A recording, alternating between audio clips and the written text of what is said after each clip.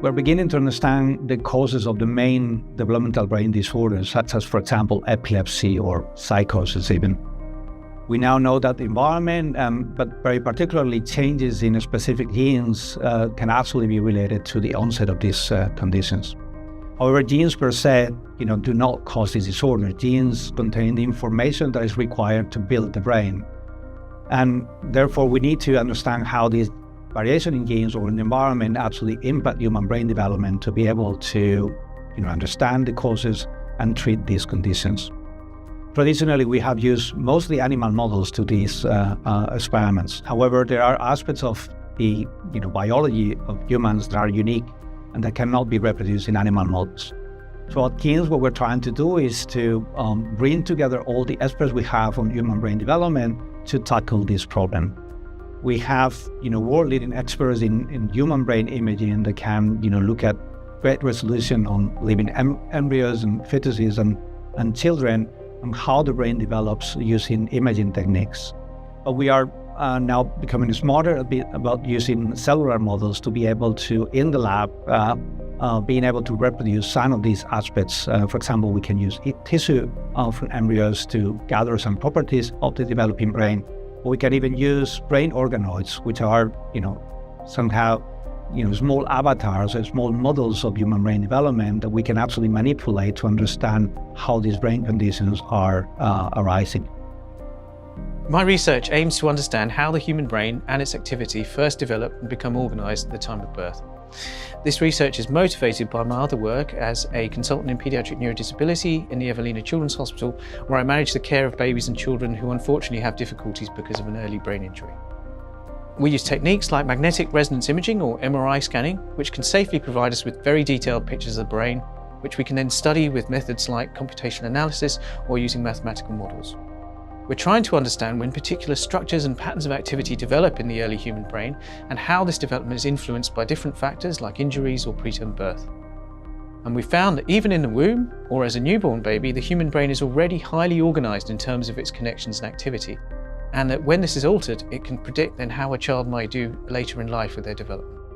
Ultimately, we hope the research can really help us to understand why some children have difficulties, and that will mean that we'll be able to give families more accurate information about diagnosis and how their children will develop in the future. And this, we hope, will help us to guide us then how to treat them more effectively. My group studies how the human brain develops to the right size and shape. And we're particularly interested in how you go from this very early, smooth structure to this much larger, highly folded structure. And one of the reasons we're interested is that we think the shape and structure of our brain is really important for its function. And there's a lot of evidence from that in many neurodevelopmental disorders where you get a change in the structure and shape that's forming. We investigate this process using an interdisciplinary approach.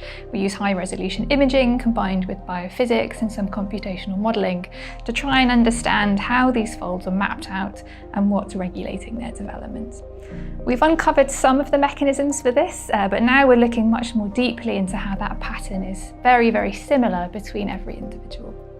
We've also recently looked at how SARS-CoV-2 can affect fetal brain development and how this may then change structure and then ultimately function later on.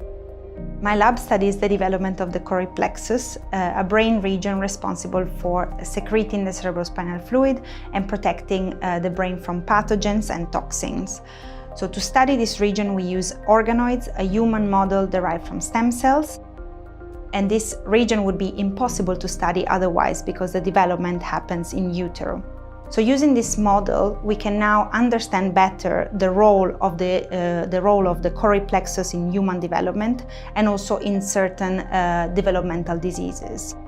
We can perform preclinical tests as well to assess the permeability of pathogens and drugs into the brain, which is a major challenge in many clinical trials.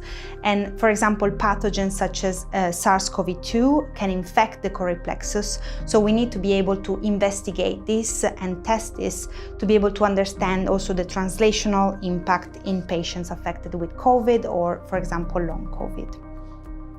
Alterations in brain development are at the root of many neurological and psychiatric conditions, from intellectual disability to epilepsy to psychosis. But we can only treat what we understand. That's why it's critical that we bring together all our resources to expand our understanding of the developing human brain. At KIDS, we have a unique opportunity to be transformative and to improve the treatments for these conditions. There is no other place in the world with a concentration of experts, facilities, and laboratories to make this a reality. So we can really make transformative impacts with your support.